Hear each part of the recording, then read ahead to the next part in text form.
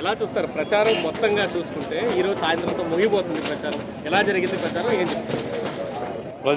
ప్రజల్లో మనం ఎక్కడికి వెళ్ళినా కూడా ఒకటే చెప్తా ఉన్నారు, జగనన్న ప్రభుత్వాన్ని గుర్తు చేస్తూ ఉన్నారు. మరి ఈరోజు దాదాపు 15 నెలలుగా వస్తూ ఉంది ప్రభుత్వం. సూపర్ 6 అన్నారు, సూపర్ 6 అన్నారు, సూపర్ 7 అన్నారు. మరి ఎక్కడ కూడా ప్రజలకు చెప్పిన వాగ్దానం ఎక్కడ కూడా మరి నిలబెట్టుకునేటువంటి పరిస్థితి లేదు. ఇంకా కూడా ప్రజలు జగన్మోహన్ రెడ్డి గారిని రావాలి, ఇప్పుడు ఆయన్ను మళ్ళీ ముఖ్యమంత్రి చేసుకోవాలని చెప్పి ఎదురు చూస్తూ ఉన్నారు. ఏ ఇంట్లో వెళ్ళినా కూడా గతంలో అమ్మఒడి ఏ విధంగా జరిగింది, ఈరోజు నిబంధనలు ఏ విధంగా ఉన్నాయని కూడా ప్రజలు బేరీ చేసుకుంటూ ఉన్నారు. అంతేకాకుండా ఇక్కడ చాలా మంది బీసీ సోదరులు ఉన్నారు, 50 సంవత్సరాలకే పింఛన్ అని చెప్పినాడు. మరి వాళ్ళు కూడా అది ప్రశ్నిస్తూ ఉన్నారు, 50 సంవత్సరాలకే పింఛన్ అని చెప్పేసి. అది కూడా ఎక్కడ ఇవ్వలేదు. మహిళలకు ఉచిత బస్సు అన్నాడు, అది కూడా లేదు. నిన్న నేతన్న నేస్తం కూడా అక్కడ ఎలక్షన్ ఉందని చెప్పేసి మభ్యపెట్టే పరిస్థితి.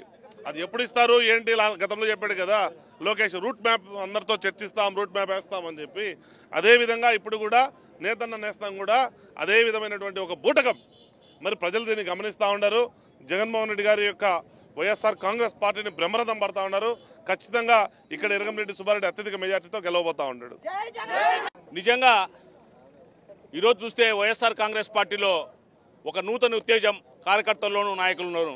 ఎందుకంటే కడప జిల్లాలోని ఒంటిమిట్ట జెడ్పీటీసీ బై ఎలక్షన్ కావచ్చు, అదేవిధంగా పులివెందుల జెడ్పీటీసీ బై ఎలక్షన్ కావచ్చు, ఆ రెండు కూడా కేవలం 6 నెలల సమయం ఉన్నా కూడా కేవలం తెలుగుదేశం పార్టీ గెలిపించుకోవాలి, ప్రజలను ప్రలోభ పెట్టాలి, అదేవిధంగా పోలీసులను ఉపయోగించి ఖచ్చితంగా మేము గెలవాలి, గెలిచి జగన్మోహన్ రెడ్డి గారి జిల్లాలో మేము జెడ్పీటీసీలను కైవసం చేసుకున్నామని చెప్పేసి చెప్పడానికి మాత్రమే ఈ ఎన్నిక పెట్టడం జరిగింది. నిజంగా ఈరోజు చూస్తే పులివెందులను చూస్తే రక్తసిక్తం చేసేటువంటి పరిస్థితి తెలుగుదేశం పార్టీకి సంబంధించినటువంటి గుండాలు నాయకులు. ఎక్కడ వైఎస్ఆర్ కాంగ్రెస్ పార్టీ నాయకులు కనిపించినా కూడా వాళ్ళ మీద దాడులు చేయడం, వాళ్ళను కొట్టడం, ఆ విధంగా ప్రజలను ప్రలోభ పెట్టడం చేస్తా ఉన్నారు తప్పితే ఇంకోటి కాదు. అదే ఒంటిమిట్ట దగ్గరకు వస్తే ఖచ్చితంగా ఎక్కడికి వెళ్ళినా కూడా, ఏ ఇంటికి పోయినా కూడా వైఎస్ఆర్ కాంగ్రెస్ పార్టీకి బ్రహ్మరథం పడతా ఉన్నారు. ఎందుకంటే జగన్మోహన్ రెడ్డి గారి పాలన ఒకసారి గుర్తు చేసుకుంటా ఉన్నారు. ఎందుకంటే ఈరోజు తెలుగుదేశం పార్టీ కూటమి ప్రభుత్వ పాలనలో ఏ విధంగా ఇబ్బందులు పడతా ఉన్నారో వాళ్ళందరూ కూడా మాకు చెప్పడం జరుగుతూ ఉంది. ఎందుకంటే జగన్మోహన్ రెడ్డి గారు ఉన్నప్పుడు ప్రతి ఒక్క సంక్షేమ పథకం కూడా వాలంటీర్స్ ద్వారా ప్రతి ఒక్క ఇంటికి, ప్రతి ఒక్క వ్యక్తికి కూడా చేరేటువంటి పరిస్థితి. ఈరోజు మేము ఎవరిని అడగాలనో కూడా దిక్కుతోచనటువంటి పరిస్థితి. సచివాలయాలకు వెళ్ళినా కూడా ఎవరు కూడా పలకలేనటువంటి పరిస్థితి. ఎందుకంటే అదేవిధంగా తెలుగుదేశం పార్టీలో ఎవరు కూడా చేయడం, పూర్తి మాటలు చెప్పడం తప్ప చేసే పరిస్థితి లేదు. కాబట్టి ఖచ్చితంగా వైఎస్ఆర్ కాంగ్రెస్ పార్టీ బ్రహ్మరథం పడతారు. అదేవిధంగా ప్రజల్ని ఎక్కడ గుత్త మొత్తంగా వాళ్ళు లక్షల కొద్ది డబ్బులు చెల్లించి ఓట్లు కొనాలని ఉన్నారు తప్పితే సాఫీగా పోలీసు వారు ఎలక్షన్ జరిపితే మాత్రం వైఎస్ఆర్ కాంగ్రెస్ పార్టీ 2 చోట్ల పులివెందుల జెడ్పీటీసీ, అదేవిధంగా ఒంటిమిట్ట జెడ్పీటీసీ 2 కూడా అఖండమైన మెజార్టీతో మేము గెలిపించుకుంటామని చెప్పేసి మేము తెలియజేస్తాము. ఈరోజు ర్యాలీగా పాదయాత్ర చేస్తున్నాము. ఫ్యాన్ గుర్తుకు మన ఓటు ఇరగంరెడ్డి సుబ్బారెడ్డి క్యాండిడేట్ మాకు. నేను స్టేట్ ప్రధాన కార్యదర్శిని మహిళ. మా కన్వీనర్ నీలకంఠారెడ్డి, మా శ్రీనివాసులరెడ్డి రెడ్డి సంఘం అధ్యక్షుడు. ఇక్కడ నాయకులు ప్రతి ఒక్కరు మా తోడబుట్టిన వాళ్ళంతా ఉన్నారు.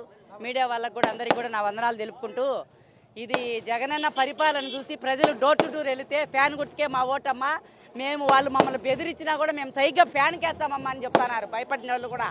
కానీ వీళ్ళకు సిగ్గు, మానము, లజ్జ అనేది ఉంటే, మీకు ధైర్యం ఉంటే, దమ్ము ఉంటే సాపీగా ఓట్లు జరిపిండి. సాపీగా ఓట్లు జరిపియాలి. సాపీగా మీకు ధైర్యం ఉంటే మీరు ఓట్లు వేసుకోలేక, గెలుచుకోలేక, మీకు ప్రజలలో సూపర్ 6 హామీలు మోసం చేసి ప్రజలు మబ్బి పెట్టి, ఇబ్బందులు పెట్టి రక్తాలకు గురి చేస్తారా? మీదొక బతికేనా? మీరు ఎందుకయ్యా పోటీ చేయడము? సిగ్గు లేదా? ఈ జెడ్పీటీసీకి కడపలో బీటెక్ రవి, పులివెందుల్లో ఉండావు, నువ్వు ఎన్నేళ్ళు ఎమ్మెల్యేగా ఓడిపోయినావు, నీ పెళ్ళాం ఇప్పుడు ఓడిపోతే నా పరిస్థితి ఏందని అందరినీ రమ్మని, దేశాలంతా మినిస్టర్లను రమ్మని ఆడ పెట్టుకొని ఫ్యాక్షన్లు చేసి రక్తాలు దాడి చేసినావంటే మీరు మేము ఒకరు పోయేలోక మీరు 4 పోవాల్సిందే. గుర్తు పెట్టుకోండి. కార్యకర్తలకు ఏం కాకూడదు. ఏదన్నా ఉంటే నాయకులు తెలుసుకోండి. మీరు ఎమ్మెల్యేలు ఒక కార్యకర్తకు ఏం జరిగినా కూడా బీటెక్ రవిది ప్లస్ చంద్రబాబు, లోకేష్ది జవాబు. సాపిగా ఓట్లు జరగాల. పులివెందుల జగనన్నకు 195% ఉన్నాడు. మీరు కొట్లాడి వేపించుకుంటే 5% ఓట్లు. కానీ సాపిగా జరపాలని నా కోరిక. జగనన్న సీఎం అవుతాడు. 2027 మళ్ళా జగనన్న వచ్చే మీకు సినిమా చూపించాడు ఖచ్చితంగా. మీరందరూ క్లబ్లో ఉంటావు, అక్కడేమో పబ్బులో ఉంటారు. కాబట్టి మాకు తెలుసు జగనన్నను మర్చిపోవాకండి ప్రజలు. ఫ్యాన్ గుర్తుకు మంగళవారం పొద్దున్నే 12వ తేదీ ప్రతి ఒక్కరు భయపడకుండా ఓట్లు వేయాలా, జగనన్న భారీ మెజార్టీ గెలిపేయాలా. ఇక్కడ ఇరగంరెడ్డి సుబ్బారెడ్డిని ఒంటిమిట్టలో ఎన్ని చేసుకున్నా హరిత చుట్టూ ఎవరన్నా పెట్టుకుంటారయ్యా?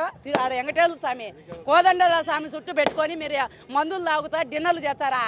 మీకు ఓట్లు పడతాయా? మహిళలకే ప్రాణరక్ష లేకుంటే మీకు ఓట్లు ఎట్టేస్తారు. చంద్రబాబు చేసిన మోసాలకు మహిళలే ఇబ్బంది పెడతారు. మీకు ఓట్లు వేయకూడదు, ఫ్యాన్ గుర్తుకు ఓటు వేయాలా. బీసీలు ఎమ్మెల్సీ యాదవ్ మీద దాడి చేసినారు, బీసీలు కూడా ఓట్లు మొత్తం ఫ్యాన్ గుర్తుకి వేయాలని కోరుకుంటూ మా వాళ్ళందరికీ కూడా నా ధన్యవాదాలు తెలుపుకుంటూ